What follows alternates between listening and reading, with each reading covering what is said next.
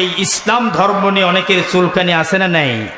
রাষ্ট্র ধর্ম ইসলাম চুলকানি আছে না নাই? অনেক নাস্তিক মুরতাদের বাচ্চারা এই রাষ্ট্র ধর্ম ইসলামের বিরুদ্ধে ষড়যন্ত্র করতে চায়।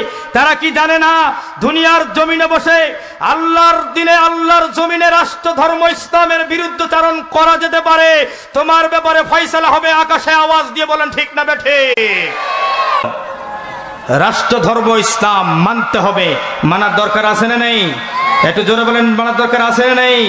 2-4 জনকে কোরআনের বুলবুলিকে বন্দী করে রাখলেই রাষ্ট্র ধর্ম থেকে ইসলাম মুছে ফেলা যাবে না।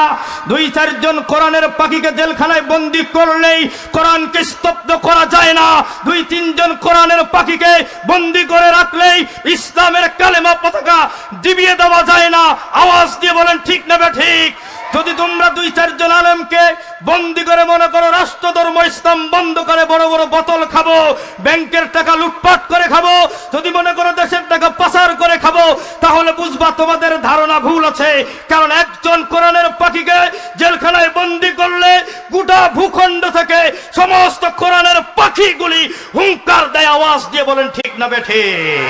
إن الحمد لله نحمده ونستعينه ونستغفره ونؤمن به ونتوكل عليه ونعوذ بالله ومن شرور أنفسنا ومن سيئات أعمالنا من يهده الله فلا مضل له ومن يضلله فلا هادي له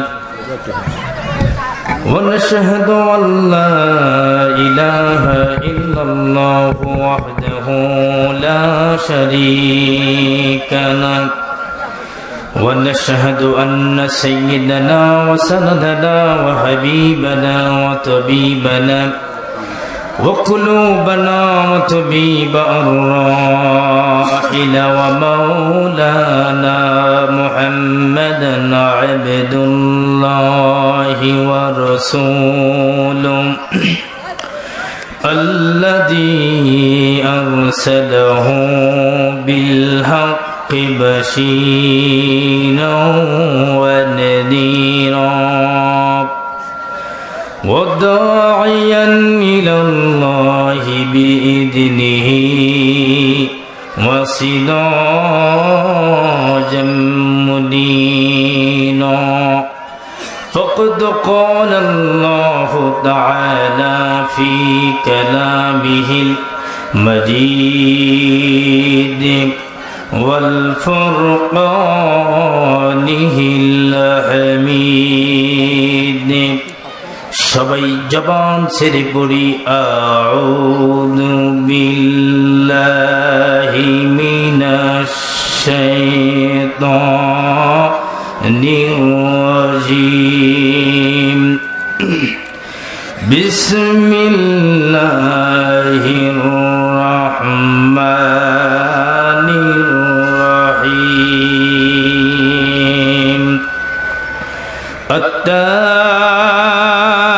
التائبون العابدون الحامدون السائحون الراكعون الساجدين الساجدون الآمرون بالمعروف والناهون عن المنكر والحافظون لحدود الله وبشر المؤمنين وقال تعالى في كلامه المجيد وقال رسول الله صلى الله عليه وسلم الجنة 100 درجة بين الدرجتين ما بين السماء والأرض رواه البخاري وقال رسول الله صلى الله عليه وسلم إن الله وملائكته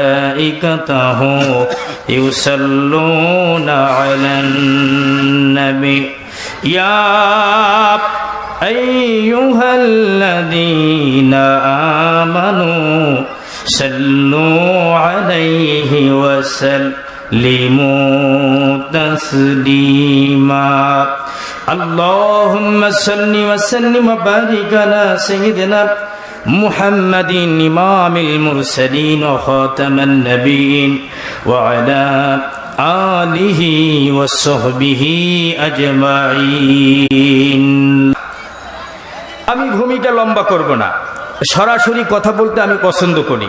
আপনারা এর আগেও আমার আলোচনা শুনেছেন। আমি সরাসরি কোরআনের মৌলিক কিছু কথা বলতে চাই।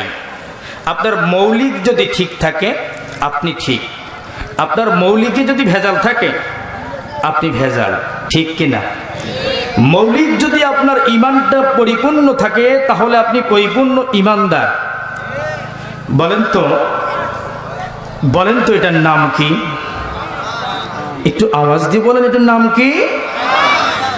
এটাতে কোনো ভুল আছে? কোনো ভুল আছে?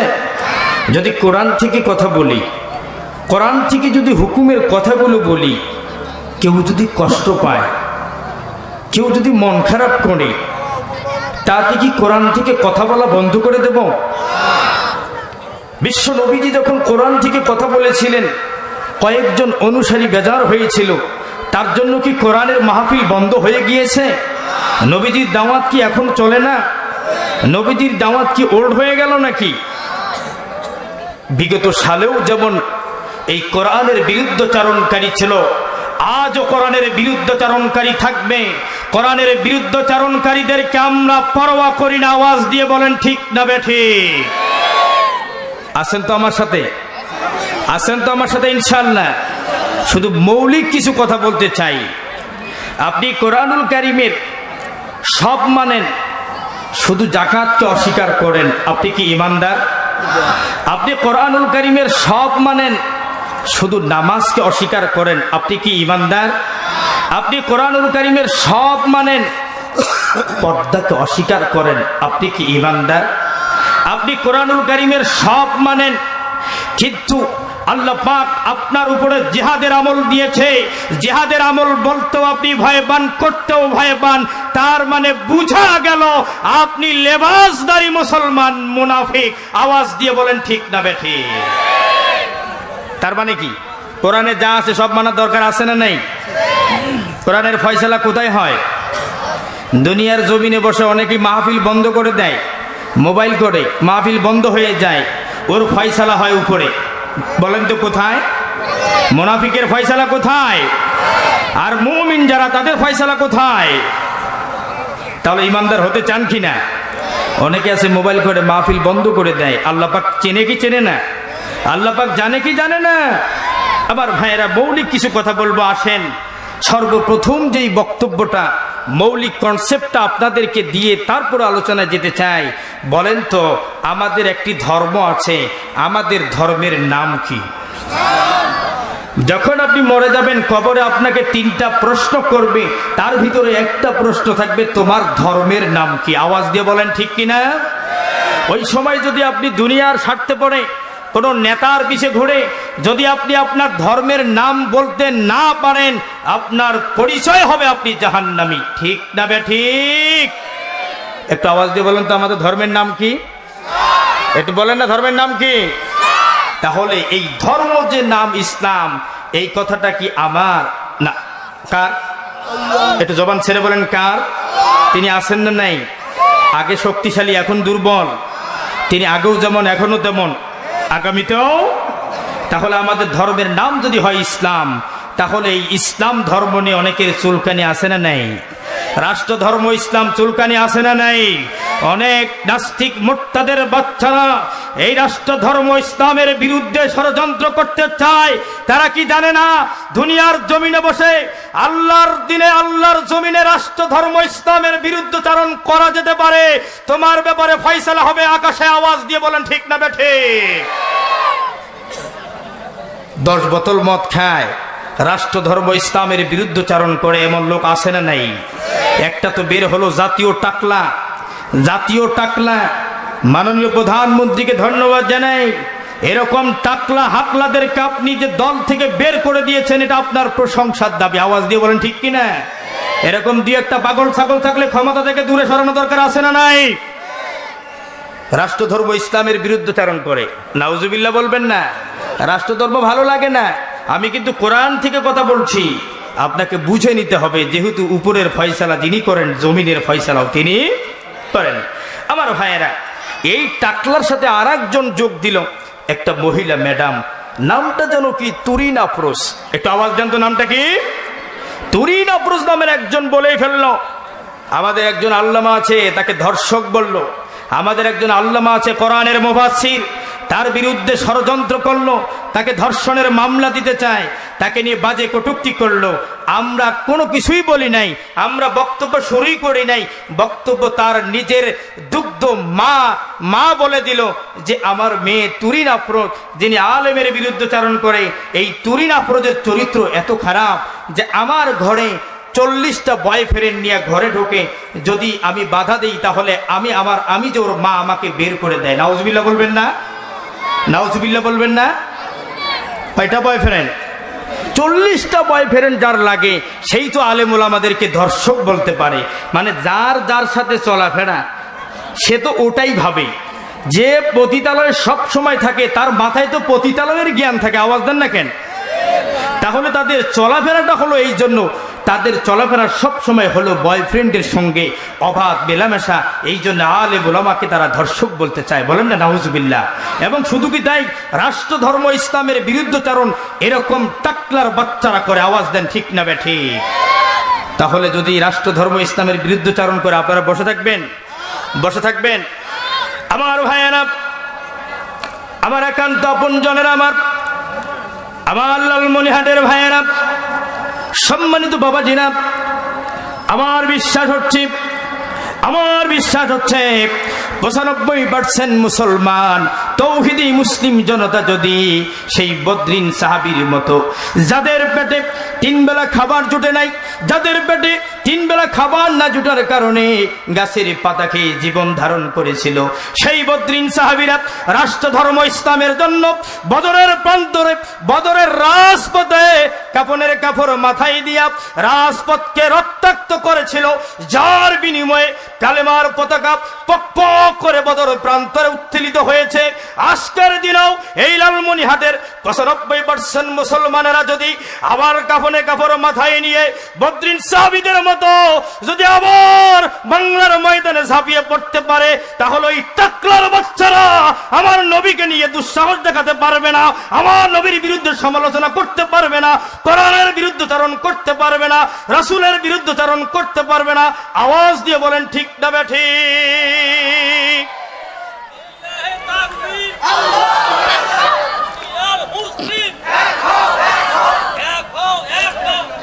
আমার ভাইয়েরা, বড় তাকবীর দিয়ে, তাকবীর দেওয়ার বহুত সময় আছে। আমার ভাইয়েরা, তাহলে যদি আপনি বদরিন সাহাবীদের মতো আবার আপনি যদি প্র্যাকটিস করে শুরু করেন, তাহলে রাষ্ট্র ধর্ম ইসলাম থাকবে কি থাকবে না বলেন? আমার ভাইয়েরা, গভীরভাবে মনোযোগ দিতে হবে। যদি আপনি এই রাষ্ট্র ধর্ম ইসলাম থাকার জন্য আবার যদি আপনাকে ডাকা হয়, ও লালমনিহাটের খেদাবাগের মুসলমানেরা, আমি আখতারুজ্জামানের সাথে, আখতারুজ্জামান লিড দিবে, এই বাংলার জমিনকে 71-এর মতো আরেকবার লাল করতে যদি হয়, কারা কারা প্রস্তুত আছো? রাষ্ট্র ধর্ম ইসলাম থাকবে, কিয়ামত পর্যন্ত থাকবে। কারা কারা প্রস্তুত? দুহাত তুলে আল্লাহকে দেখাও।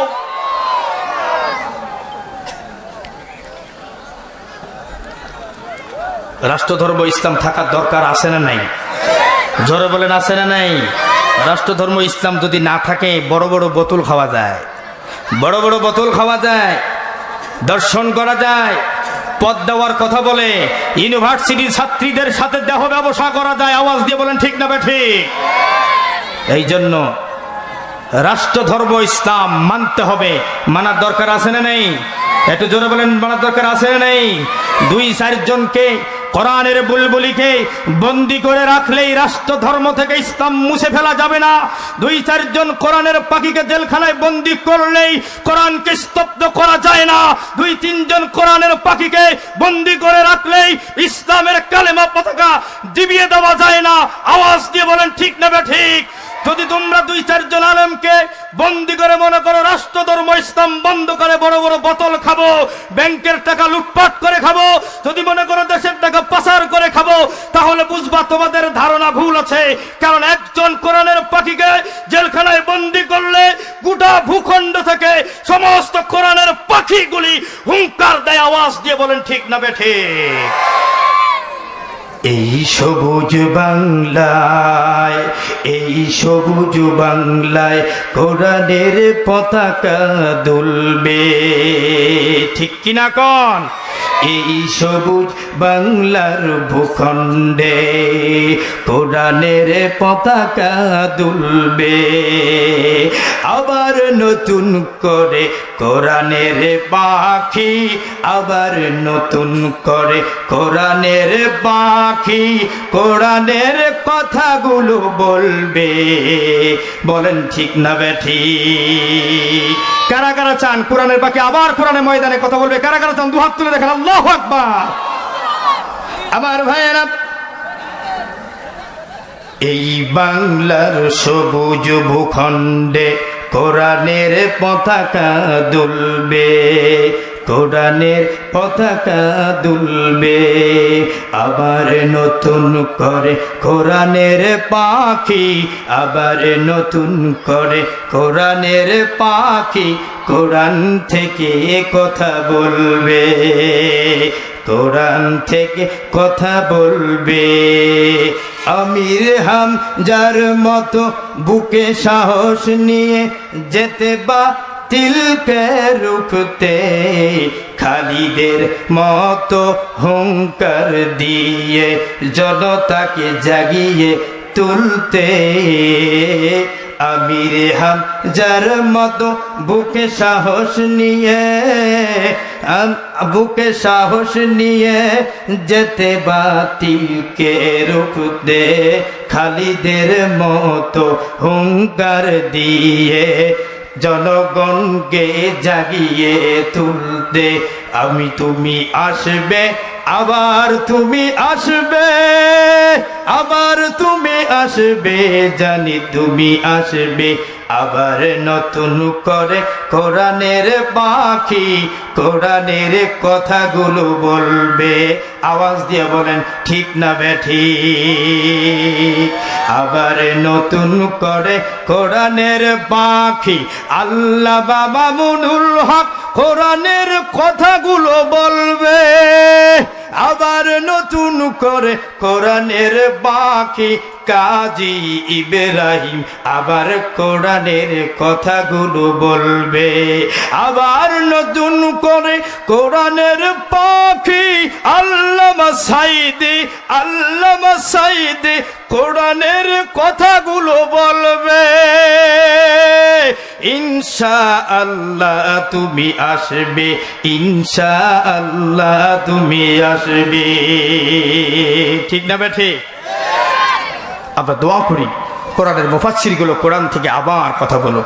আপনারা কি দোয়া করবেন না তাদের জন্য? কিংবদন্তি আলেম আল্লাহ পাক তাদেরকে কোরআনের ময়দানে আবার কবুল করে নিক। আল্লাহুম্মা আমিন।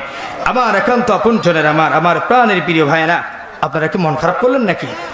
মন খারাপ করছেন? মন খারাপ? আমার ভাইয়েরা, তাহলে আমি কথা বলতেছিলাম রাষ্ট্রধর্ম ইসলাম থাকার দরকার আছে না নাই?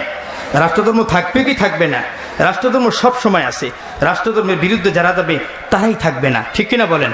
রাষ্ট্রধর্ম আগেও ছিল, এখনো আছে, কিয়ামত পর্যন্ত থাকবে। রাষ্ট্রধর্মের বিরুদ্ধাচরণ করবে যারা, তারাই থাকবে না, ঠিক কিনা বলেন? আমার ভাইয়েরা আসেন তাহলে সরাসরি আমি কথা বলতেছিলাম আপনাদের খেদমতে। আমি পবিত্র কোরআনুল কারীমের সূরা আত-তাওবা, বলেন তো সূরাটির নাম কি? আপনারা মন খারাপ করছেন। সূরাটির নাম কি? আত-তাওবা। আত-তাওবা মানে অনুশোচনা করা, ফিরে আসা। ইরজি, ফিরে আসা। তুমি যত গুনাহ করো না কেন, সকল গুনাহ থেকে ফিরে আসার তোমার যে চেষ্টা, সেটার নাম হলো তাওবা। তাওবা, এই তাওবা মানে ফিরে আসা। আপনাকে ফিরে আসতে হবে কার দিকে? এটা আওয়াজ দেন না, কার দিকে ফিরে যাবেন? আল্লাহর দিকে ফিরে যাওয়ার দরকার আছে না? আল্লাহর দিকে ফিরে যাবেন কি না? পৃথিবীর সবাই আল্লাহর দিকে ফিরে যাবে। আজকে যেহেতু কোরআন থেকে কথা বলবো, এই কোরআনটা বলেন তো আওয়ামী লীগের বিরুদ্ধে নাজিল হয়েছে, বিএনপির বিরুদ্ধে, জামাতের বিরুদ্ধে, চরমনার বিরুদ্ধে? আসলে কারো বিরুদ্ধে কোরআন নাজিল হয় নাই। কোরআন তো এসেছে 1500 বছর আগে। বলেন তো কত? আওয়ামী লীগ বিএনপি জামাত তো কিছুদিন আগে এসেছে। কোরআন নাজিল হয়েছে শুধুমাত্র সুদখোরের বিরুদ্ধে, কোরআন নাজিল হয়েছে ঘুষখোরের বিরুদ্ধে, কোরআন নাজিল হয়েছে জেনাখোরের বিরুদ্ধে, কোরআন নাজিল হয়েছে দুর্নীতির বিরুদ্ধে। যারা দুর্নীতি করে তাদের জন্য কোরআন নাজিল হয়েছে, ঠিক কিনা বলেন? আওয়ামী লীগ কি বলবে আমার দলের সব চোর, বিএনপি কি বলবে আমার দলের সব ডাকাত, জামাত কি বলবে আমার দলের সবগুলি জেনাখোর? বলবে বলবে বলবে। তার মানে কি? এগুলার বিরুদ্ধে কোরআন অবতীর্ণ হয় নাই। কোরআন অবতীর্ণ হয়েছে শুধুমাত্র চোর বাটপার ছিনতাইকারীদের বিরুদ্ধে। এই চোর বাটপার ছিনতাইকারী দর্শনকারী যে দলে থাকবে ওই দলের দায়িত্ব হবে তাকে বয়কট করে দেওয়া, ঠিক কিনা বলেন? প্রধানমন্ত্রীকে তো এই জন্য ধন্যবাদ জানাই, তিনি লতিফ সিদ্দিকীকে আউট, নাসরিন আউট। যারা কোরআনের বিরুদ্ধাচরণ করেছে মাননীয় প্রধানমন্ত্রী কি করেছে বলেন? আউট করে দিয়েছে। এটা তো ধন্যবাদের বিষয়। এই জন্য বুঝতে হবে ভাইয়ের আমার, মন খারাপ করবেন না। আসেন সরাসরি কোরআন থেকেই কথা বলতে চাচ্ছি। একটু আপনাদেরকে নিয়ে যাই পিছনে। বলেন তো আল্লাহ পাক আপনাকে যে জমিন বানিয়ে দিয়েছেন, এই জমিনটা যে আপনি হাঁটতেছেন, এই জমিনের মালিককে? আল্লাহ রাব্বুল আলামিন বলেন আল্লাযী জাআলা লাকুমুল আরদা ফিরাশা।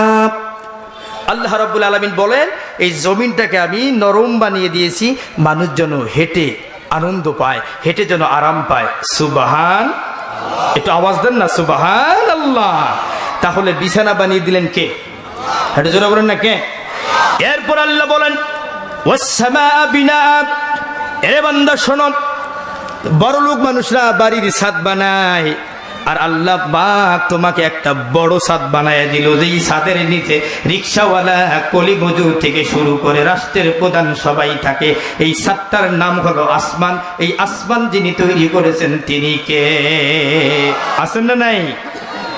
তাহলে আকাশের মালিক কে? জমিনের মালিক।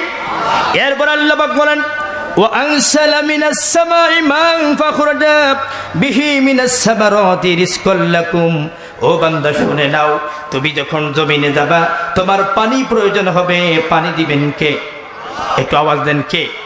দেখেন আপনাকে আল্লাহ পাক কি কি দেয়।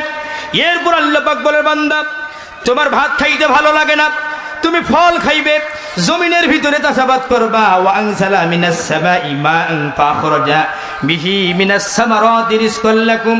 জমিন থেকে আমি তোমার জন্য ফসল উঠায় দেব, ফল উঠায় দেব, সেগুলো তুমি নিবা, খাবা, আর আমি আল্লাহর কাছে প্রশংসা আদায় করব। আল্লাহু আকবার। দেখেন আল্লাহ পাক আপনাকে আর কত কিছু দিয়েছে। এরপর আল্লাহ পাক বলেন রব্বুল মাশরিকি ওয়াল মাগরিবি লা ইলাহা ইল্লা হুয়া ফাত্তাখিযহু ওয়াকিলা। আল্লাহ বলেন বান্দা তুমি যে পশ্চিম দিকে তাকাও, তুমি যে পূর্ব দিকে তাকাও, এই দুই দিগন্তের মালিক আর কেউ না, সেটা হলাম আমি আল্লাহ। আওয়াজ দিয়ে বলা যাবে কি আল্লাহু আকবার। এরপর আল্লাহ পাক বললেন লা ইলাহা। এই শুনে নাও, আমি আল্লাহ ছাড়া কোনো ইলাহ নাই। দুনিয়ার নেতার পিছে ঘুরে আল্লাহরে ভুলে যাও, আল্লাহ ছাড়া তোমার আর অভিভাবক কেউ নাই। সুবহানাল্লাহ।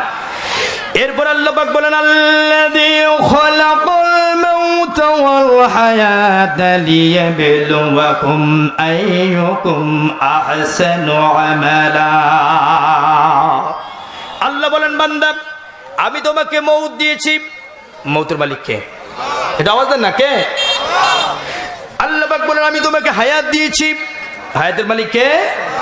এরপরে দেখেন আল্লাহ পাক কি বলেন, হায়াত যে আপনাকে দিল, কেন দিল? বোতল খাওয়ার জন্য হায়াত দিয়েছে? ব্যাংকের টাকা লোপাট করার জন্য হায়াত দিয়েছে নাকি? হায়াত দিয়েছে আপনার আল্লাহ আপনাকে লিয়াবলুয়াকুম আইয়ুকুম আহসানু আমালা। বান্দা আমার আসমানের নিচে সব তুমি খাবা, সব দেখবা, সব ভোগ করবা, আর আমি আল্লাহর কাছে প্রশংসা আদায় করবা। এটার জন্য আসমানের নিচে তোমারে পাঠাইছি। তুমি গিয়ে যদি আমার প্রশংসা না করো, তুমি যদি আমাকে ভুলে যাও, নেতার পিছে ঘুরে ঘুরে আমাকে ভুলে যাও, তাহলে বান্দা তোমার বিপদ আছে না নাই? এটা জোরে বলেন আছে না নাই? এ কথায় আল্লাহ পাক বললেন যে আমি বান্দাদেরকে দুনিয়াতে হায়াত দিয়েছি এই জন্য বান্দারা যেন ভালো মতো চলে, খারাপ পথ থেকে ভালো পথে আসে। কেন? আমি বান্দাদেরকে পরীক্ষা করতে চাই, পরীক্ষা দিয়ে কম্পিটিশন করে যে ভালো করবে সেই তো আমার বান্দা। আমাদের এখানে ছাত্র ভাইয়েরা ক্লাস 10-এর পরীক্ষা দিবে, যদি বলে আমি পরীক্ষা দিব না, ভালো লাগে না, সে কি মেট্রিক পাস করবে? আল্লাহ পাক বলতেছে তোমার কিছু পরীক্ষা আছে, হায়াতের জিন্দেগিতে বাধা আসবে, মামলা আসবে, জেল হবে, জরিমানা হবে, নির্যাতন হবে, ঘরে থাকতে পারবি না, তারপরও আমার পরীক্ষা কি দিবি না? পরীক্ষা যদি দেশ তাহলে তুই আমার বান্দা। তাহলে হায়াতের জিন্দেগিতে কি হবে ভাই? একটু বলেন না কি হবে? হায়াতের জিন্দেগিতে আমাদের পরীক্ষা হবে। এরপরে দেখেন কি বলছে আল্লাহ পাক, কি বলেন? এরপর আল্লাহ বলেন আল্লাহ পাক বলেন বান্দা রাত্রে ঘুমাবে, রাত্রে ঘুমানোর জন্য সুন্দর আবরণওয়ালা রাত্রি বানায় দিলাম যিনি তিনিকে। এরপর আল্লাহ পাক বলেন ওয়াজআলনান নাহারা মাআশা, দুনিয়ার জীবনে বান্দা রিজিক অন্বেষণের জন্য দৌড়াবে, চাকরি বাকরি করবে, এই জন্য দিনের আলো দিলাম। যে দিনের আলো দিলেন তিনি কে? তিনি আছেন না নাই? আপনার সকল সুবিধার জন্য আল্লাহ আছেন না নাই? এরপর আল্লাহ পাক বলেন খুব গুরুত্বপূর্ণ বিষয়, আল্লাহ পাক বলছেন ওয়াজআলা লাকুমুস সামআ ওয়াল আবসারা ওয়াল আফইদা কলিলাম মা তাশকুরুন। আমি আলোচনায় যাচ্ছি, আপনারা বিভ্রান্ত হবেন না। আল্লাহ রাব্বুল আলামিন বলেন ওয়াজআলা লাকুমুস সামআ, আমি বান্দাদেরকে দুটো কান দিয়েছি। এই কান দিয়েছে কে ভাই? একটু বলেন না, কান দিয়েছে কে? কান কয়টা দিছে? দুইটা কান, ছিদ্র মনে হয় অনেক বড়। এই কান দিয়া কোরআনের মাহফিল শোনার জন্য দিয়েছে, কোরআন পড়ার জন্য দিয়েছে, কোরআনের মাহফিলে যাওয়ার জন্য এই কান দিয়েছে, কান দিয়ে ভালো জিনিস শোনার জন্য দিয়েছে। আপনি যদি কান দুটো খারাপ ব্যবহার করেন, হিসাব আছে না নাই? জোরে বলেন, হিসাব আছে না নাই? রাত্র 12টা বাজলে আমার ছেলে মেয়েগুলা টাচ মোবাইলে এইভাবে বয়ফ্রেন্ডের সাথে এই যে চ্যাট করতেছে, আছে না নাই? বাবা মা তো বিছানা ঘরে দরজা বন্ধ করে দিছে, মনে করছে সন্তান মনে হয় ইল্লিগিন আছে, সন্তান সেখানে বয়ফ্রেন্ডকে সময় দিচ্ছে। নাউজুবিল্লাহ বলবেন না, নাউজুবিল্লাহ বলবেন না। আল্লাহ রাব্বুল আলামিন আপনাকে দুটো কান দিয়েছে, বলেন তো কি দিয়েছে? দুটো কান দিয়েছে। এরপরে আল্লাহ রাব্বুল আলামিন বলতেছেন যে আমি তোমাকে কান দিয়েছি, তারপরে দুটো চোখ দিয়েছি। এই যে দুটো চোখ, চোখ দুটা কি অনেক বড়? এই দুইটা ছোট ছোট চোখ দিয়ে আপনি যখন আপনার বাবাকে দেখেন, তখন আপনার বাবার প্রতি মহব্বত তৈরি হয়। যখন আপনি আপনার স্ত্রীকে দেখেন, ভালোবাসা তৈরি হয়। যখন আপনি শিক্ষককে দেখেন, সম্মান বেড়ে যায়। চোখ তো মাত্র দুইটা, এই দুইটা চোখের ভিতরে আল্লাহ পাক এত বড় লেন্স দিয়ে দিলেন, সে আল্লাহর জন্য কি বলবেন না সুবহানাল্লাহ? এই চোখ দুটি কত গুরুত্বপূর্ণ আপনি জানেন? যিনি অন্ধ তিনি বুঝেন চোখের কত মর্মার্থ, ঠিক কিনা বলেন? আপনার দুটো চোখ আছে, আপনি বুঝতেছেন না। বিজ্ঞান বলছে এই দুটি চোখের, আমরা যে সারাদিন দেখি, একটি চোখের বিল হয় 900 টাকা। বলেন তো কয় টাকা? 900 টাকা চোখের বিল হয়। চোখ আপনার কয়টা? দুইটা চোখ 1800 টাকা বিল হয়। 30 দিনে আপনার বিল হয়ে যায় প্রায় 54,000 টাকা। আপনার পল্লী বিদ্যুতের ম্যানেজার যেভাবে আপনাকে বিদ্যুৎ বিল দিয়ে যায়, যে 3 মাস বিদ্যুৎ বিল পরিশোধ করতে না পারলে আপনার লাইনটা কেটে নেওয়া হবে, আর 54,000 টাকা মাসের আপনার চোখের বিল। এই বিল যদি জিব্রাইল আমিন এসে ঠিক অফিসারের মতো 4 মাসের 54,000 করে হলে 2 লাখ টাকার উপরে বিল পরিশোধ করতে না পারলে কিন্তু আপনার চোখ দুটো তুলে নেওয়া হবে। আমার দেশের আমলা কামলা, আমার দেশের বড় বড় অফিসাররা পর্যন্ত এই চোখের বিল দিয়ে চোখটা চালাতে পারতো না। আওয়াজ দিয়ে বলেন ঠিক না ঠিক? তাহলে এই চোখ দুটির কত মর্যাদা আপনাকে আল্লাহ পাক দিয়েছে, কত প্রয়োজন আপনার আমার ভাইয়েরা। তারপরে আল্লাহ পাক বলতেছেন আমি বান্দাকে দিয়েছি অন্তঃকরণ। এরপরে আল্লাহ পাক বলতেছেন দুটা ঠোঁট দিয়েছি। বান্দাকে কি দিয়েছে বলেন তো? এই দুটা ঠোঁট দিয়েছে বান্দাকে, এই জন্য বান্দা যাতে স্পষ্ট করে কথা বলতে পারে। কিভাবে কথা বলতে পারে? স্পষ্ট করে কথা বলতে পারে। কিন্তু আপনি তথ্য জেনে অবাক হয়ে যাবেন, আমাদের ছেলেমেয়েগুলি অ্যান্ড্রয়েড ফোন ব্যবহার করে এই দুটা ঠোঁটের ব্যবহার অপব্যবহার করে। বয়ফ্রেন্ডের সাথে, গার্লফ্রেন্ডের সাথে রাতের আধারে এই ঠোঁট দুটো দিয়ে যখন ব্যবহার করার প্রয়োজন তার আগেই ব্যবহার করে। এমন ছেলেমেয়ে আছে না নাই? আওয়াজ দিয়ে বলেন আছে না নাই? আপনি অবাক হয়ে যাবেন। গত একটি মাহফিলে আমি দেখতে পেয়েছি, দেখেন তো এই যে মাহফিলটা, এটা কি জান্নাতের বাগান না? নিঃসন্দেহে জান্নাতের বাগান। 10 দিনে মোবাইলে প্রেম করে সম্পর্ক করে আজকের এই জান্নাতের বাগানকে টার্গেট করে অনেক মায়ের কাছে মেয়েরা এসেছে, মাকে বলবে মা 2টা মিনিটের জন্য আমাকে ছেড়ে দাও, 2টা মিনিট। ও বাহিরে যাবে, 2 ঘন্টা লাপাত্তা হয়ে যাবে, বয়ফ্রেন্ডের সাথে কার বাড়িতে কিভাবে সময় কাটাবে তার কোনো ঠিক নাই। মাহফিল শেষ হলে আবার মাহফিলে আসবে। আমি বিশ্বাস করি এখানেই সমস্যা নাই, কিন্তু প্রায় জায়গায় এই সমস্যা। এই জন্য পর্দার অন্তরালে আমার যে মা বোনেরা আছেন তারা অবশ্যই আপনার মেয়েকে, আপনার অধীনস্থ যারা এসেছে তাদেরকে বাইন্ডিং করে কন্ট্রোল করে ধরে রাখুন, 1 সেকেন্ডের জন্য বাহিরে যেতে দিবেন না। ঠিক কিনা বলেন? এটা সতর্ক থাকা লাগবে। জান্নাতের বাগান বলে যে এটা হবে না তা না, অহরহ এই ঘটনাগুলো ঘটে যাচ্ছে। আল্লাহ পাক আপনাকে 2টি ঠোঁট দিয়েছেন, এই 2টা ঠোঁট কেন দিয়েছেন? স্পষ্ট কথা বলার জন্য। এরপরে আল্লাহ পাক আপনাকে একটা জিহ্বা দিয়েছেন। কি দিয়েছেন বলেন তো? এই জিহ্বাটা বেশি বড় হবে না, এত বড় হবে, কিন্তু বিজ্ঞান বলছে 5.5 লক্ষ 7 যন্ত্র আমি দিয়েছি। সুবহানাল্লাহ। কি যন্ত্র? 7 যন্ত্র। এটার উপরে একটা ছোট নাক আছে, 2টা ছোট ছোট ছিদ্র। এই নাকটা বিজ্ঞান বলছে 5.5 লক্ষ গন্ধ যন্ত্র দিয়েছি।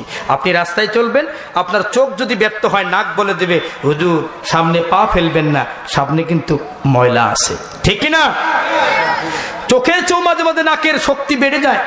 তাহলে দেখেন আপনার চোখ দিয়েছে, আপনার নাক দিয়েছে, এরপরে আপনি আসেন আপনার জিহ্বা দিয়েছে। আপনি গরুর গোশত খাবেন, জিহ্বা বলে দেয় এটা গরুর গোশত।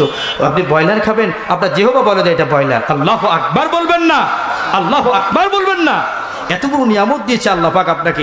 এরপরে আপনার মাথায় এখানে একটা মগজ দিয়েছে 1.25 কেজির। আমি আলোচনায় আছি 1.25 কেজির মগজ। এই 1.25 কেজির মগজ, এটাকে বিজ্ঞান বলছে চিকন চিকন ছোট ছোট ইলেকট্রনিক তার আছে। কোনো ব্যক্তির মাথার এই 1.25 কেজি তারকে টেনে যদি গোটা পৃথিবীকে 3 বার বিস্তৃত করা হয়, তবু এই ব্যক্তির মাথার এই মগজের তার শেষ হবে না। সুবহানাল্লাহ। আল্লাহ পাক আপনাকে এই হাতের আঙ্গুলিতে এখানে বিয়ারিং, এখানে বিয়ারিং, এইভাবে 40টা বিয়ারিং, এই হাতে 40টা, পায়ে 40টা, এতগুলো বিয়ারিং দিয়েছেন। আপনি বলেন তো কোনোদিন কি মোবিল দেওয়া লেগেছে? দিছেন? এই যে ঘোরাচ্ছেন, ঘুরে কোমর ঘুরে, ঘাড় ঘুরে, সব ঘুরে। এই যে মোবিলটা আপনাকে এত সুন্দর বিয়ারিং সিস্টেম সবকিছু দিল, কোনোদিন কি ওয়ার্লিং করেছেন? সমস্ত যানবাহনের টায়ার পরিবর্তন করলেন। আপনি যেটি যানবাহন, আপনার পায়ের টায়ার কয়বার পরিবর্তন করলেন? সুবহানাল্লাহ, সুবহানাল্লাহ। সব কিছু আল্লাহ পাক দিয়েছে। আপনাকে এই নিয়ামতগুলো বোঝা লাগবে, নিয়ামতগুলো অর্জন করা লাগবে। এরপর আল্লাহ রাব্বুল আলামিন একটা মেসেজ দিতে চায়, এরে বান্দা তোমাকে নাক দিলাম, তোমাকে হাত দিলাম, তোমাকে আমি শরীর দিলাম, পা দিলাম, তোমাকে মাথা দিলাম, বুঝার জন্য ক্ষমতা দিলাম। বান্দা শুনে নাও, শুনে নাও। এরপরে তোমার শুধুমাত্র খাও দাও ফুর্তি করো এইভাবে চললে হবে না। তোমার এই প্রত্যেকটি অঙ্গ প্রত্যঙ্গের ব্যবহার আল্লাহর কাছে দেখাতে হবে। এই জন্য আল্লাহ পাক রব্বুল আলামিন বলেন সূরা ইয়াসিনের ভিতরে, আল্লাহ রব্বুল আলামিন বলেন আল-ইয়াওমা নাখতিমু আলা আফওয়াহিহিম ওয়া তুকাল্লিমুনা আইদিহিম ওয়া তাশহাদু আরজুলুহুম বিমা কানু ইয়াকসিবুন।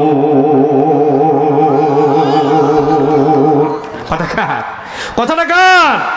আল্লাহ রাব্বুল আলামিন বলতেছেন ততটা নিয়ে যান। আল্লাহ রাব্বুল আলামিন বলতেছেন বান্দা আমি কিয়ামতের ময়দানে আল ইয়াউমা নাখতিমু, তোমার এই মুখটা বন্ধ করে দেব, সেলাই করে দেব। কেন? দুনিয়ার জীবনে নেতার পিছনে ঘুরছো, নেতার জন্য অনেক আলেম ওলামার বিরুদ্ধে কথা বলছো, মাহফিলের বিরুদ্ধে কথা বলছো।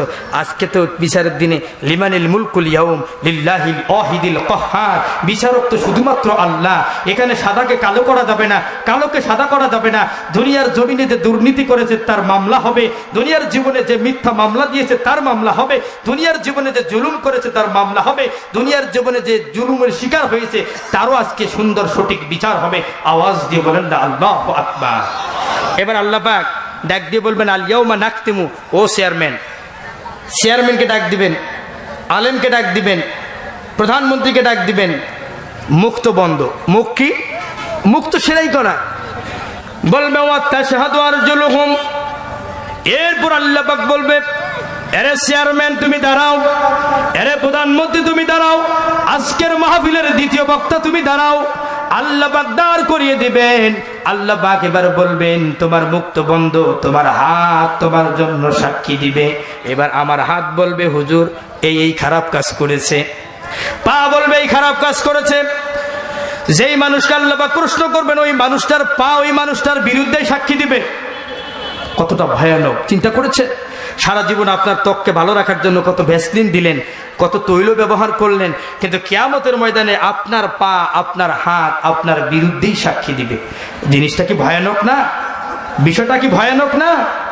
কঠিন হয়ে যাবে। জার্মানিতে এক বিজ্ঞানী আবিষ্কার করে ফেলেছে, আপনি হয়তো জানেন, জার্মানিতে এক বিজ্ঞানী একটা মোবাইল আবিষ্কার করেছে।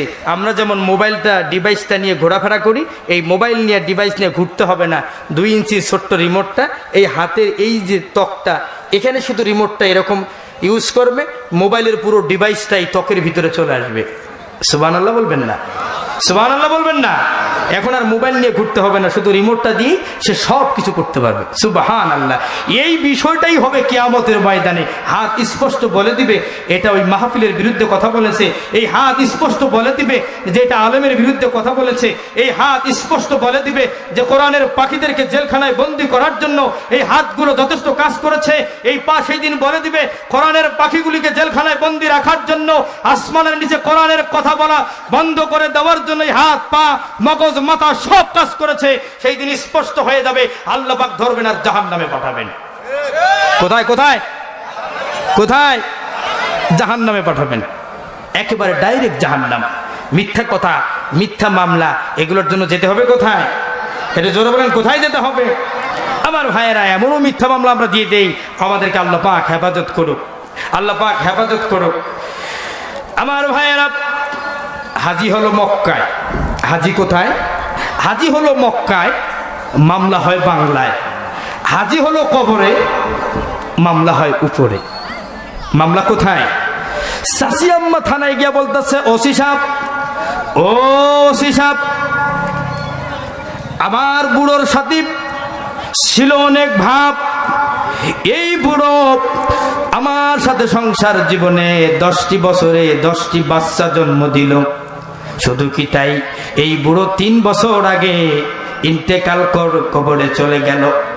এই বুড়ো এসে রাজনৈতিক কারণে ককটেল ফাটাইল, আর আমি বুড়ির সাথে দেখা দিল না, আমার সাথে সাক্ষাৎটুকু করলো না। ও ওসি সাহেব, আমার বুড়ো যদি আরেকদিন আসে, তাহলে আবার বুড়োরে আপনি আটকায় রাখবেন। আবার বুড়ো কবর থেকে এসে ককটেল ফোটাতে পারে, অথচ আমার সাথে দেখা করতে পারে না। আল্লাহ রাব্বুল আলামিন হাবিবকে ডেকে বলে, হাবিব, ও আমার হাবিব, ওই লোকেরা আপনার জন্য 3টা রায় দিতে চায়, 3টা ষড়যন্ত্র করতে চায়। বলেন তো কয়টা? জোরে বলেন কয়টা? জোর হলো না, আরো জোরে। এ হাবিব, আপনার বিরুদ্ধে 3টা রায় দিতে চায়। নবী বলে, কি রায় দিতে চায়? ও আল্লাহ, জানতে চাই কি রায় দিতে চায়। আল্লাহ রাব্বুল আলামিন কোরআনুল কারীমের আয়াত পড়ে জানিয়ে দিলেন, ওয়া ইয ইয়ামকুরু বিকাল্লাযীনা কাফারু লিয়ুসবিতুকা আও ইয়াকতুলুকা আও ইউখরিজুকা ওয়া ইয়ামকুরুনা ওয়া ইয়ামকুরুল্লাহু ওয়াল্লাহু খায়রুল মাকিরিন। আল্লাহ রাব্বুল আলামিন বলেন, হাবিব, আমার হাবিব, কাফেররা আপনার বিরুদ্ধে 3টা রায় দিতে চায়। বলেন তো কয়টা? 1 নম্বর রায় হলো, কাফেররা, ও নবীজি, আপনাকে তারা লিউসবিতুকা জেলে বন্দি করতে চায়। ও হাবিব, ওরা আপনাকে শিয়াবে আবু তালিবে যেমন 3.5 বছর নির্যাতন করেছিল, ও হাবিব, ওরা আপনাকে জেলে বন্দি করতে চায়। 2 নম্বর রায় হলো, ওরা আপনাকে হত্যা করতে চায়, আও ইয়াকতুলুকা। 3 নম্বর রায় হলো, ও হাবিব, আপনাকে ওরা নাগরিকত্ব ক্যান্সেল করে দিতে চায়। ও হাবিব, আপনার এখন কি হবে? আল্লাহর হাবিব আল্লাহরে ডাক দেয়, আল্লাহ, কি হবে এখন আমার উপায়? আল্লাহ পাক ডাক দিয়ে বলে, ও হাবিব, টেনশন নেবেন না, দুশ্চিন্তা করবেন করবেন না, মোটেও চিন্তা করবেন না। আমার হাবিব, আমার নাম হলো আল্লাহ, আমার সাথে দেয় যারা পাল্লা, তারা হারিয়ে ফেলে তাদের ঘাড়ের কল্লা। অতীতে আমার সাথে দিয়েছিল পাল্লা আবু জেহেল, হারিয়েছে ঘাড়ের কল্লা। অতীতে আমার সাথে দিয়েছিল পাল্লা নমরুদ, হারিয়েছে ঘাড়ের কল্লা। অতীতে আমার সাথে দিয়েছিল পাল্লা আবু জেহেলের চেলাপুলা, তারা হারিয়েছে তাদের ঘাড়ের কল্লা। বর্তমানেও যারা দিচ্ছে আমি আল্লাহর সাথে পাল্লা, শুনে নেন, শুনে নেন, ওই ভবিষ্যতে তারা তাদের দেহ থাকবে কিন্তু কল্লা তারা খুঁজে পাবে না। ঠিক কিনা বলেন? ষড়যন্ত্র যতই করুক, যত নবীজির বিরুদ্ধে রায় দিয়ে সহযোগিতা করেন কে? জোরে বলেন না কে? এই জন্য কোরআনের কথা বললে জেল জরিমানা আছে না নাই? হত্যার হুমকি আছে না নাই? চাকরি হারানোর হুমকি আছে না নাই? নাগরিকত্ব ক্যান্সেলের হুমকি আছে না নাই? জোরে বলেন না কেন? কোরআনের বুলবুলি মিজানুর রহমান আজহারি এই জগতের সমস্ত যুবকের আইডল। ঠিক কিনা কোন? যুবকের আইডল। আমি বলবো না মাননীয় প্রধানমন্ত্রী তাকে বের করে দিয়েছে, আমি বলবো আমাদের মতো লেবাসদারি মুনাফিকরাই মিজানুর রহমান আজহারিকে সহ্য করতে পারে নাই। ঠিক কিনা বলেন? মিজানুর রহমান আজহারিকে সহ্য করতে পারে নাই। এই দেশ থেকে তারা ক্যান্সেল করে দিয়েছে, এই দেশ থেকে তারা বিতাড়িত করে দিয়েছে। আল্লাহ পাক যাকে সম্মান দান করে তার সম্মান কমে না বাড়ে। ডক্টর কমপ্লিট করেছে মিজানুর রহমান আজহারি, বরের বেশে বীরের বেশে বাংলাদেশে আবার আসবে। কারা কারা চান দুহাত তুলে আল্লাহকে দেখান, নারায়ে তাকবীর। আল্লাহ কবুল করে নিক, আল্লাহুম্মা আমিন। যত ষড়যন্ত্র হোক সহযোগিতা করবেন যিনি তিনি কে। এই জন্য মাঝে মাঝে আমি উদাহরণ দিই, মাঝে মাঝে আমি উদাহরণ দিই আমার প্রাণের প্রিয় ভাইরা, যে যত ষড়যন্ত্র করুক না কেন, যত ষড়যন্ত্র করুক না কেন, আল্লাহ পাকের যে শক্তি, সেই শক্তির প্রয়োগ আছে না নাই? আমি উদাহরণ দিতে মাঝে মাঝে বলি, একটি কুড়ে ঘর, ছোট্ট একটা কুড়ে ঘর। বলেন তো কি ঘর? এই কুড়ে ঘরের ভিতরে দুইজন বন্ধু বাস করে। একজন বন্ধু হলো ছাগলের বাচ্চা, আর একজন বন্ধু হলো গাধার বাচ্চা। মালিক ছাগলের বাচ্চাটিকে সুন্দরভাবে খাবার দেয়, যত্ন নেয়, চিরুনি দিয়ে আশ্রয় দেয়, কসকো সাবান দিয়ে গোসল করায়, আবার সিংহে সরিষার তৈল মাখে দেয়। কি যে যত্ন করে। একই ঘরে গাধার বাচ্চাও থাকে। গাধার বাচ্চা এরকম দেখে আর মন খারাপ করে। মাস দুয়েক যাওয়ার পরে গাধার বাচ্চা বলছে, বন্ধু ছাগল, তোমাকে তোমার মালিক এত ভালোবাসে, আর আমাকে ঠিকমতো খাবারই দেয় না। তেল তো দেওয়া দূরের কথা, আমার মাথা আশ্রিয়ে দেওয়া তো দূরের কথা, আমাকে তো দেখাশোনা করা দূরের কথা, আমাকে তো খোঁজই নেয় না। তোমাকে এত বেশি ভালোবাসে কেন? কেন এত বেশি ভালোবাসে? ছাগল মহা খুশি। ছাগল কি? ছাগল মহা খুশি। একটা ভাবসাব নিছে, ভাবসাব নিয়ে বলতেছে, বলতো তোমার নাম কি? আমার নাম গাধার বাচ্চা। তোর বাপের নাম কি? তো মস্ত বড় গাধা। এই জন্যই তো তোমাকে তেলও দেয় না, কসকো সাবান দিয়ে গোসলও করে না, কারণ তুমি তো গাধা, তারপর গাধের বাচ্চা। মহা খুশি। মাস দুয়েক পরে গাধা বুঝতে পেরেছে মালিক কেন এত যত্ন নেয়। মাস দুয়েক পরে গাধার বাচ্চা ছাগলের বাচ্চাকে ডেকে বলছে, ও ভাই বন্ধু ছাগল, তোমাকে যে এত যত্ন করে, তোমাকে যে তেল সাবান পরিয়ে দেয়, তোমাকে যে কসকো সাবান দিয়ে গোসল করিয়ে দেয়, তুমি কি জানো কেন দেয়? ওই যে পশ্চিম দিগন্তে তাকিয়ে দেখো, কোরবানির চাঁদ উঠেছে, কোরবানির চাঁদ উঠেছে, তোমাকে কোরবানির হাটে বিক্রি করে দেবে। এই জন্য মালিক তোমাকে যত্ন নেয়। ও নেতার যারা নেতারা তোমার নেতার অনুসরণ করো, নেতার অনুসরণ করতে গিয়ে যারা আল্লাহকে ভুলে গেছো, তোমরা মনে করো না তোমার নেতা তোমাকে জান্নাতে নিতে পারবে। তোমার নেতার পথ যদি আল্লাহর পথ হয় তাহলে জান্নাতে যেতে পারবা। তোমার নেতার পথ যদি জাহান্নামের পথ হয়, তোমার নেতার পথ যদি বোতল খাওয়ার পথ হয়, তোমার নেতার পথ যদি নারী জেনা বেবিচারের পথ হয়, তাহলে তোমাকে জাহান্নামে যেতে হবে। আওয়াজ দিয়ে বলেন ঠিক না বেঠিক? এক মাঘে তো শীত যায় না, আরো মাঘ আছে। এই মাঘ নিয়ে যাবে ওই মাঘের কাছে। ঠিক কিনা বলেন? ঠিক কিনা বলেন? আমার ভাইয়েরা, সবসময় যে বাতাস আপনার উত্তর পাশ থেকে বইবে বিষয়টা এমন নয়। বাতাস কখনো কখনো দক্ষিণ পাশ থেকেও বয়, তখন কিন্তু সেই আমফানের মতো গাছের আগা ভাঙ্গে না, গাছের গোড়া সহ উপড়ায় যায়। আওয়াজ দিয়ে বলেন ঠিক কিনা? সবসময় দুনিয়ার শক্তি যে আবু জেহেলের পক্ষে থাকবে বিষয়টা কিন্তু এমন নয়। সবসময় যে দুনিয়ার শক্তি নমরুদের পক্ষে থাকবে বিষয়টা কিন্তু এমন নয়। সবসময় যে দুনিয়ার শক্তি আবু জেহেলের পক্ষে থাকবে বিষয়টা কিন্তু এমন নয়। সব সময় যে দুনিয়ার শক্তি কোরআনওয়ালাদের বিরুদ্ধে থাকবে বিষয়টা এমন নয়। যেই দিন করে দুনিয়ার শক্তি আবু জাহেলের পক্ষে না থেকে যেই দিন বিশ্বনবীর পক্ষে থাকবে, সেই দিন বিশ্বনবীর জয়লাভ হবে, মদিনার রাষ্ট্রপতি হবে। যেই দিন আপনার মুসার পক্ষে শক্তি দুনিয়ার শক্তি নাজিল হবে, সেই দিন কিন্তু ফেরাউনকে নীল নদে ডুবে মরা লাগবে। আওয়াজ দিয়ে বলেন ঠিক কিনা? যেই দিন নমরুদের বিরুদ্ধে দুনিয়ার শক্তি দাঁড়িয়ে যাবে, সেই দিন কিন্তু নমরুদের বিরুদ্ধে যাওয়ার কারণে নমরুদকে মশা কামড়িয়ে মারিয়ে ফেলবে। এটাই হলো কথা। দুনিয়ার শক্তি সব সময় বাতিলের পক্ষে থাকবে না। দুনিয়ার শক্তি যখন আল্লাহওয়ালাদের পক্ষে থাকবে, কাফের বেঈমানেরা ইঁদুরের গর্তেও পালানোর সাহস পাবে না। পালালেও সেখান থেকে ধরে এনে বিচার করা হবে। আওয়াজ দিয়ে বলেন ঠিক না বেঠি?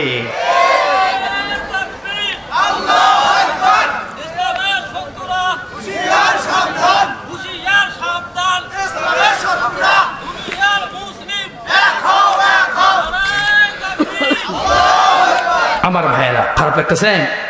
খারাপ লাগতেছে আমার ভাইয়েরা? তাহলে আমাদের দিন ইসলামের নাম কি? একটু জোরে বলেন না, দিন ইসলামের নাম কি? দিন ইসলাম জিন্দাবাদ, দিন ইসলাম জিন্দাবাদ, নাস্তিকতা নিপাত যাক। দিন ইসলাম জিন্দাবাদ, নাস্তিকতা নিপাত যাক। দিন ইসলাম জিন্দাবাদ, নাস্তিকতা নিপাত যাক। খোদাদ্রোহীরা এই বাংলায় সার পাবে না, খোদাদ্রোহীরা এই বাংলায় সার পাবে না। মুসলমানরা জেগেছে আজ, ঠিক কিনা? মুসলমানরা জেগেছে আজ। তোলো তোলো আওয়াজ তোলো, জোর কদমে সামনে চলো। সবাই মিলে একই তালে দাও না স্লোগান, সবাই মিলে একই তালে দাও না স্লোগান। নারায়ে তাকবীর। এইভাবে ভাই হাত তুলে নারায়ে তাকবীর, নারায়ে তাকবীর।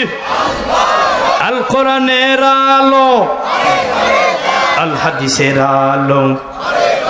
কোরআন আছে যেখানে, কোরআন আছে যেখানে, নাস্তিক মুরতাদ যেখানে।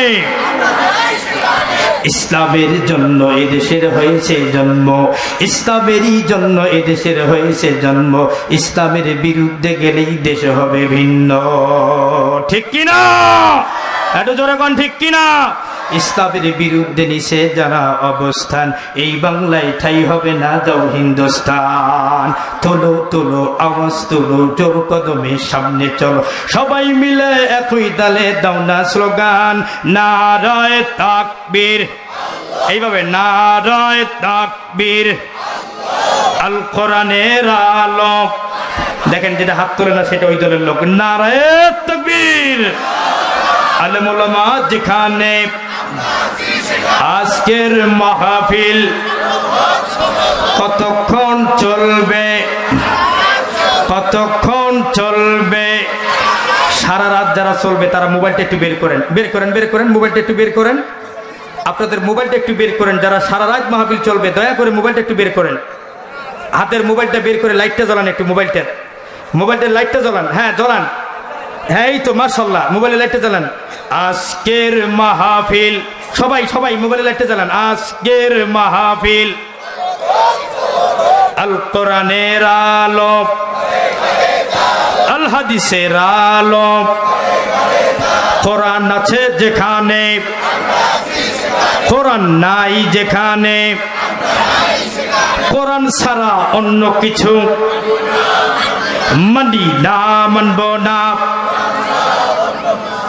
দিন ইসলাম জিন্দাবাদ, জিন্দাবাদ, জিন্দাবাদ। আল্লাহু আকবার বলেন নারে তাকবীর। আল্লাহ পাক কবুল করে নিন, আল্লাহুম্মা আমিন। কষ্ট হলো মনে হয় আপনাদের ভাইয়েরা, আমার আপনাদের কষ্ট হচ্ছে মনে হয় আমার ভাইয়েরা। আল্লাহ রাব্বুল আলামিন বলেন, যেই জমিনে বেশি নির্যাতন হবে ওই জমিনের আসমানে আল্লাহ পাক গজবের দরজা খুলে দিবেন। বলেন তো কিসের দরজা খুলে দিবেন? আওয়াজ দিয়ে বলেন কিসের? যেই জমিনে বেশি জুলুম আর নির্যাতন হবে ওই জমিনের আকাশে আল্লাহ পাক চাবিটা ঘুরে এক গজব নাজিল করবেন। আমার ভাইয়েরা, গজব একটা আসে নাই? মজলুম ফরিয়াদের দোয়া কি আল্লাহ কবুল করে নাই? আর আওয়াজ দেন না। আসলো করোনা, আরে কি বিপদ! করোনার সময় তো আমি এখানেই ছিলাম। কি যে বিপদ! একজনের নাকের নিঃশ্বাস আর একজনের নাকের ভিতর দিয়ে গেলেই করোনা জোরে বলেন করোনা ঢুকে যায়। একজন বাড়ির গেটে গিয়ে সে তার চাবি দিয়ে গেট খুলবে, গেট খুলে যদি চলে যায়, তৃতীয় ব্যক্তি তার চাবি দিয়ে বাড়ির গেট খুলবে, করোনা। আগের ব্যক্তির করোনা থাকলে এই ব্যক্তির করোনা ঢুকে যাওয়ার সম্ভাবনা আছে না নাই? কি বিপদ, কি বিপদ, কি আল্লাহ পাক মহামারী নাজিল করলেন, কি বিপদ। কুত্তার করোনা হলো, হাসি দিল, করোনা সরে গেল, কি বিপদ। বিআইকে দেখলে আসসালামু আলাইকুম জড়িয়ে ধরে, আর এখন করোনা এসে কি বিপদ, বিআইকে দেখলে দৌড়ে পালায়। ঠিক কিনা বল, দৌড়ে পালায় কিনা? আমি এয়ারপোর্টে বসে আছি, দুইজন পুলিশ ভাই আমার দুই পাশে উজু করতেছে, আমিও উজু করতেছি, এক পুলিশ ভাই দৌড়ালো। আমি ভাবলাম বাপরে বাপ, এ কি করোনা। পুলিশ দেখে মৌলভি দৌড়ায়, এখন দেখি মৌলভি দেখে পুলিশ দৌড়ায়। চিন্তা করলাম কি, পিছনের যে পুলিশ সেও দৌড়ায়, হুজুর পালান, দেখতেছেন না চায়না থেকে লোক আসতেছে, মনে হয় করোনা আছে। ঠিক কিনা? কি বিপদ, কি বিপদ। পুলিশ গেল আসামি ধরতে, কাশি দেয়, পুলিশ আরো জোরে দৌড়ায় আসামি ধরা বাদ দিয়ে। কি বিপদ। এরকম নাজিল করেন যিনি, তিনি কে? এই মহামারী নাজিল করছে কে? আই কি বিপদ। ঘোষণা হলো ঘর থেকে কেউ বাহির হবে না, ঘরের ভিতরে থাকতে হবে। আমরা প্রশ্ন করলাম খাবো কি, বাজার ঘাট করবো কিভাবে? আমাদের সচেতন প্রধানমন্ত্রী আমাদেরকে জানিয়ে দিয়েছেন, বাজার ব্যাগটা 5 তলা থেকে নামায়া ওই বাজার ব্যাগে নিচ থেকে মাছ আর বেগুন দিবে, ওটা নিয়ে খাবা। যিনি মাছ আর বেগুন তুলে দেয় তার হাতেও যদি করোনা। কি বিপদ, কি বিপদ। বিপদ আছে না নেই? আমার ভাইয়েরা, আমার ভাইয়েরা, সিরিয়ার ওই শিশু, সমস্ত শরীরে বোমার আঘাতে বিধ্বস্ত শিশু, চোখে মুখে নাকে রক্ত। সেই শিশুটি বলে দিল, আমি আল্লাহর কাছে গিয়ে বলে দিব, সিরিয়ার ওই কাফেরেরা, আমেরিকার দালালেরা আমাকে বিধ্বস্ত করেছে, আমার উপরে অন্যায় করেছে, এই জন্য আল্লাহ পাক করোনা নাজিল করেছে। ঠিক কিনা বলেন? সমুদ্রে ভেসে ভেসে ছোট্ট শিশুর লাশ ভেসে ভেসে উপকূলে চলে আসলো, মুসলমানের লাশ। এত আজাব গজব হলে বলেন তো করোনা আসবে কি আসবে না? ক্ষমতার পরাশক্তি, ক্ষমতার ডালি আমেরিকা, দিনে 4000 নাই, দিনে কয় হাজার নাই? জোরে বলেন কয় হাজার নাই?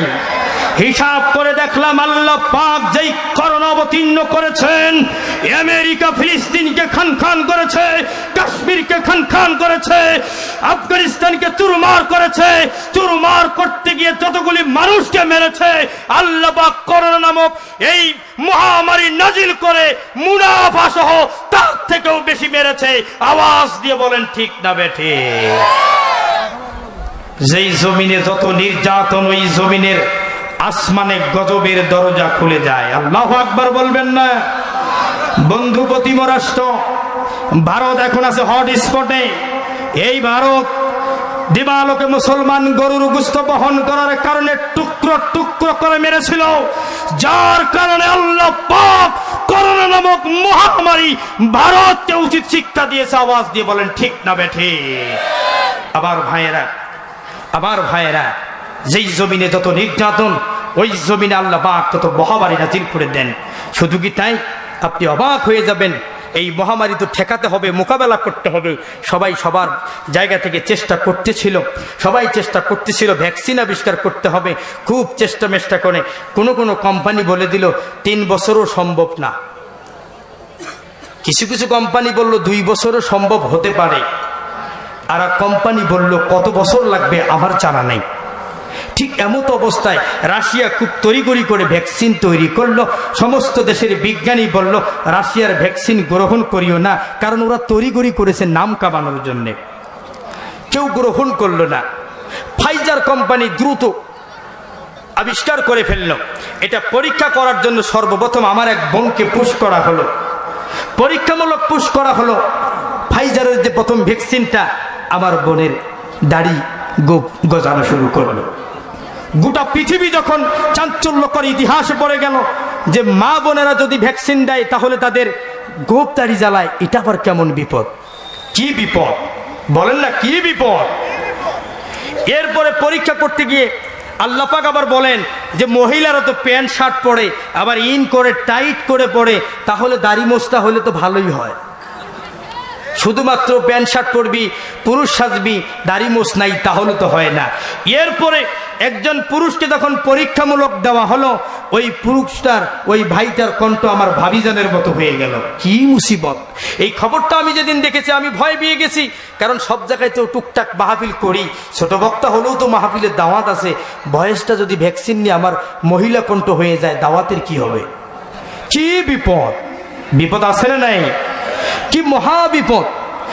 এরপরে ফাইজার কোম্পানি স্পষ্ট বলে দিল, আমাদের ভ্যাকসিন নেওয়ার পরে কোন নারীর গোফ আর দাড়ি যদি গজায়, কোন পুরুষের যদি কণ্ঠ মহিলা কণ্ঠ হয়ে যায়, ফাইজার কোম্পানি দায়ী নয়।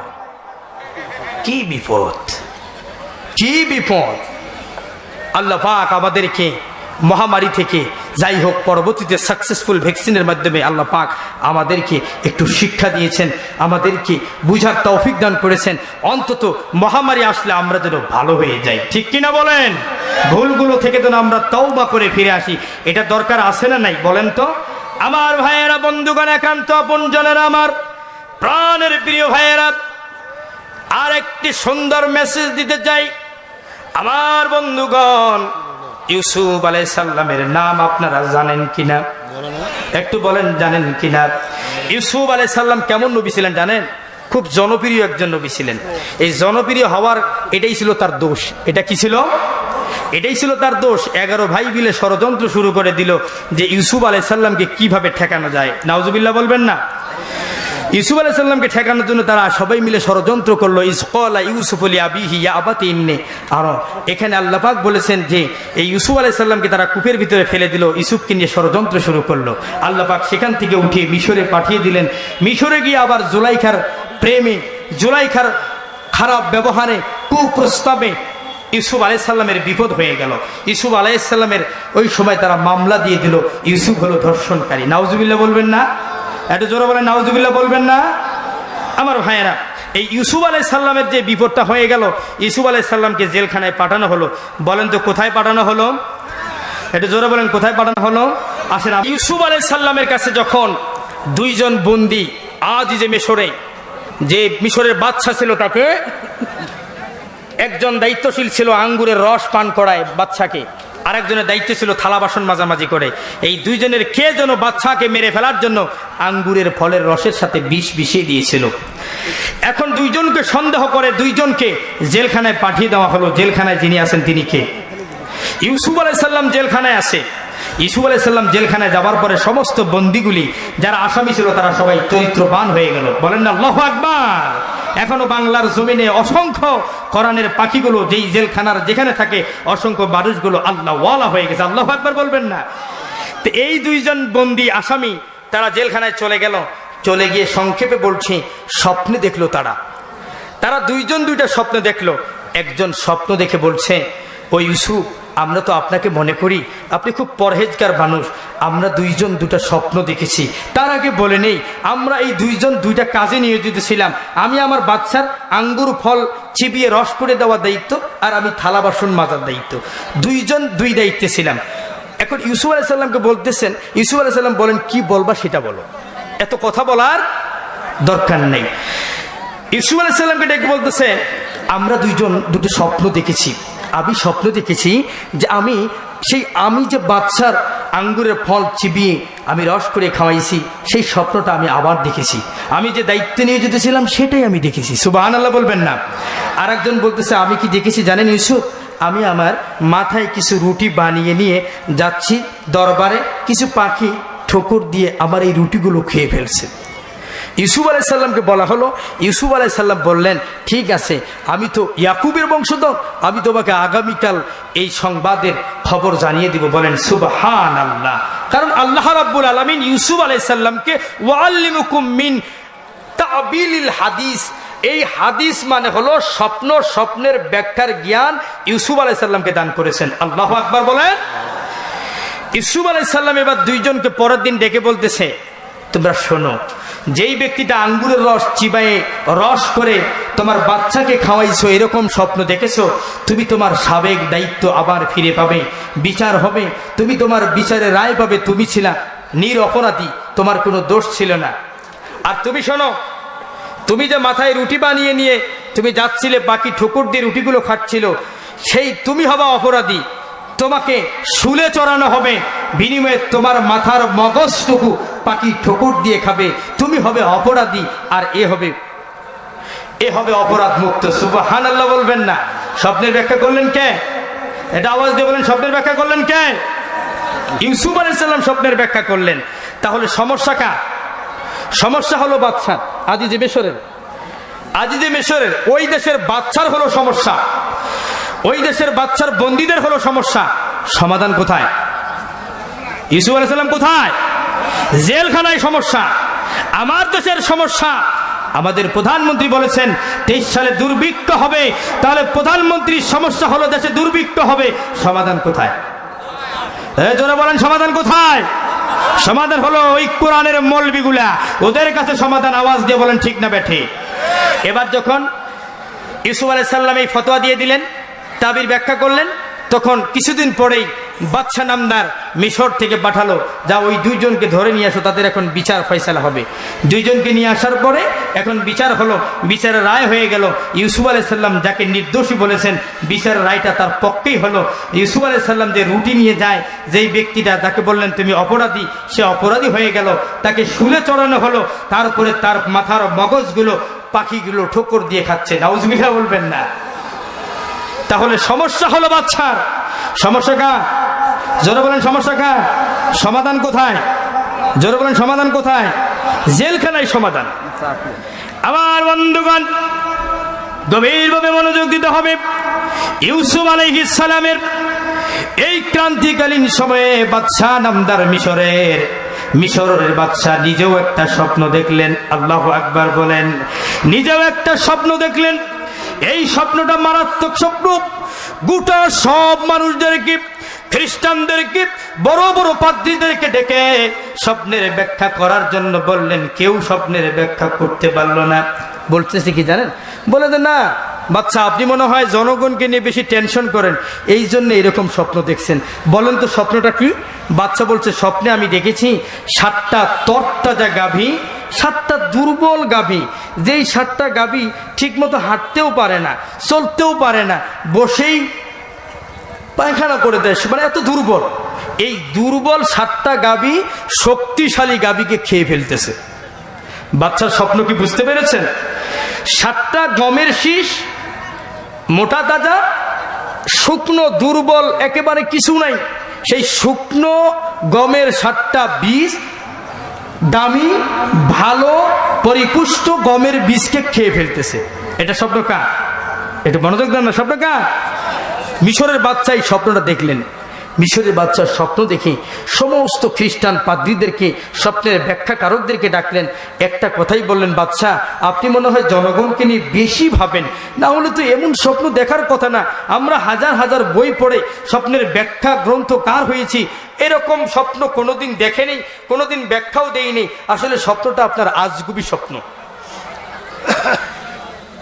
বাদশা নামদার খুব টেনশনে আছে, পেরেশান, খুব টেনশনে আছে, পেরেশান। এত বড় বড় দায়িত্বশীল দিয়ে যখন কোনো কাজ হলো না, স্বপ্নের ব্যাখ্যা জানতে পারলো না, বাদশা নামদার বসে থাকলো না।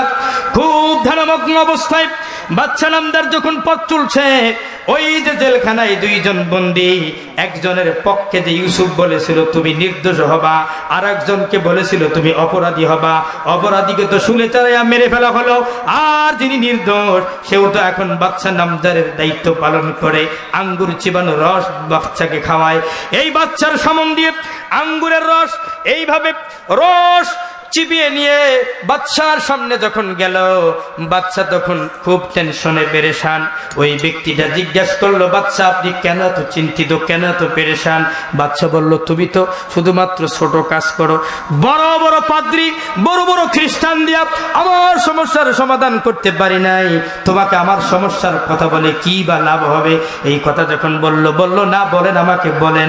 এবার যখন মিশরের বাদশা বলে দিল, 7টা গাভী, তোর দাদা গাভী, দুর্বল গাভীকে খেয়ে ফেলেছে। 7টা গমের শীষ, মোটা দাদা গমের শীষ দুর্বল গমের শীষকে খেয়ে ফেলেছে।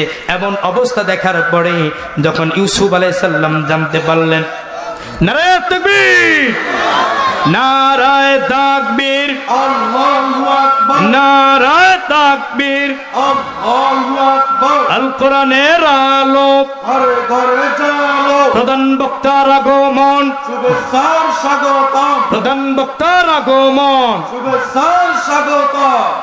আলহামদুলিল্লাহ, একটু মনোযোগ দেন, আলোচনা শেষ করে দেব ইনশাআল্লাহ। এখন এই দাসী চলে গেল ইউসুফ আলাইহিস সালামের কাছে। ইউসুফ আলাইহিস সালামের কাছে একটু মনোযোগ দেন।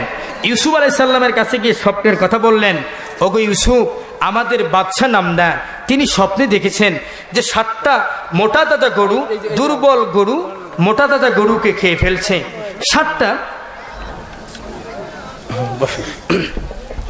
তাহলে 7টা গমের, শুকনো গমের 7টা আটি, এগুলা শক্তিশালী গমকে খেয়ে ফেলছে। কি মারাত্মক স্বপ্ন! ইউসুফ আলাইহিস সালাম বলে দিলেন যে আমি তোমাকে কালকে এই সংবাদটা জানাবো, তাবির করে দিব। বলেন আল্লাহু আকবার, আর একবার বলেন আল্লাহু আকবার। পরের দিন খুব দ্রুত চলে আসলেন। ইউসুফ আলাইহিস সালাম জানিয়ে দিলেন যে তুমি তোমার বাদশাকে গিয়ে বলো, যে তোমার বাদশাকে বলো যে 7টা গাভী, দুর্বল গাভী, শক্তিশালী গাভীকে খেয়ে ফেলা মানে আগামী 7 বছর খুব সুন্দর ফসল উৎপাদন হবে। সুবহানাল্লাহ, 7 বছর খুব ফসল উৎপন্ন হবে। যেই জমিনে 50 বিঘা ধান উৎপন্ন হতো, আগামী 7 বছর প্রত্যেক বছরে 100 মণ করে হবে। সুবহানাল্লাহ বলবেন না? এরকম প্রত্যেকটা নারিকেল গাছে যদি 100 নারিকেল ধরতো, আগামী বছর থেকে 200 নারিকেল ধরবে। সুবহানাল্লাহ বলবেন না? স্বপ্নের ব্যাখ্যা দিল। এরপরে বলল, তারপরের যে 7 বছর, ওই 7 বছর মোটেও আবাদ হবে না, আল্লাহর দুর্ভিক্ষ নামবে, আল্লাহর দুর্ভিক্ষ নামবে। তুমি তোমার বাদশাকে গিয়ে বলো, সে যেন এই 7 বছরের সকল উৎপন্ন ফসলগুলি যতটুকু লাগে ব্যয় করে বাকিটা যেন গুদাম যাতে সবগুলো যেন নিয়ে আসে, সমস্ত মানুষদেরকে যেন বলে দেয়। তাহলে সমস্যা কার? আওয়াজ দেন, সমস্যা কার? সমস্যা হলো বাদশার। আর ফতোয়া দিচ্ছেন যেখান থেকে, সেটা হলো জেলখানা। আওয়াজ দিয়ে বলেন ঠিক কিনা? জেলখানা থেকে কি দিচ্ছেন? স্বপ্নের ব্যাখ্যা দিচ্ছেন, সমস্যার সমাধান দিচ্ছেন। আল্লাহু আকবার বলবেন না? আল্লাহু আকবার বলবেন না? আমার দেশের 23 সালে দুর্ভিক্ষের কথা, সমস্যা হলো প্রধানমন্ত্রীর। এই জন্য ওই জেলখানায় যারা আছে তাদেরকে বের করে সম্মানে ভূষিত করার দরকার আছে না নাই? আওয়াজ দিয়ে বলেন আছে না নাই?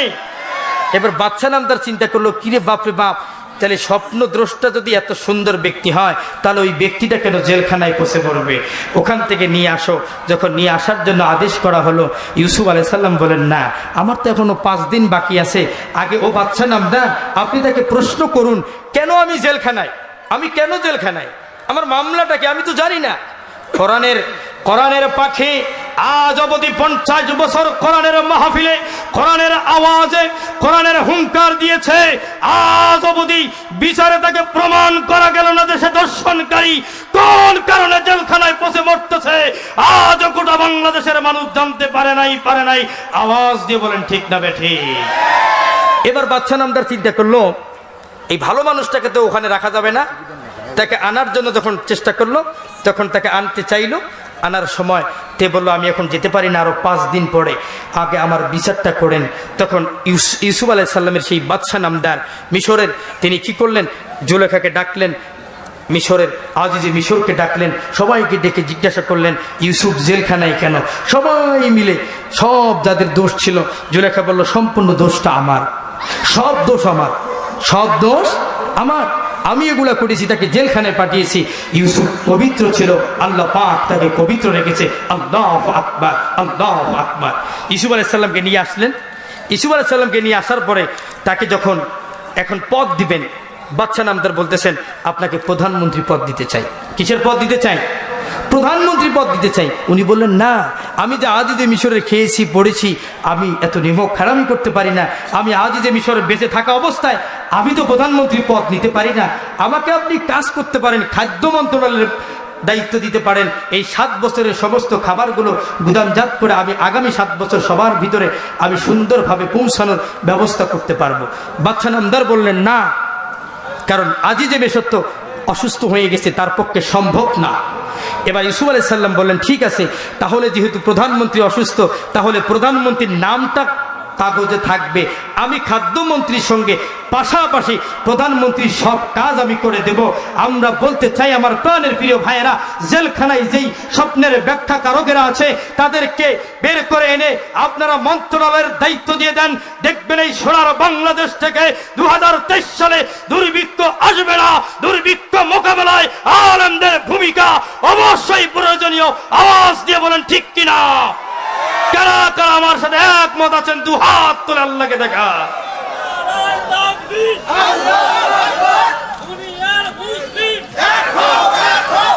মাশাআল্লাহ, আলহামদুলিল্লাহ। আপনারা সবাই ভালো থাকেন, সুস্থ থাকেন। যতটুকু কথাবার্তা হয়েছে আল্লাহ পাক সহিভাবে বুঝার, মানার, আমল করার তৌফিক দান করুন। বলেন আল্লাহুম্মা আমিন।